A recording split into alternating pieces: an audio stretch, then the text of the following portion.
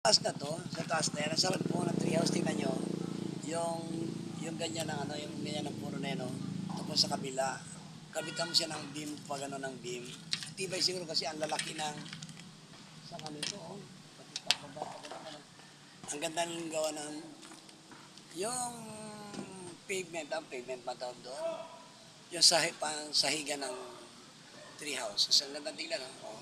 Ang lalaki pati ng kanyang branches. Ganyan na talaga pag matanda, nalilimutin na. Hindi ah. Kapag biro mo ganyan, sa social media tayo.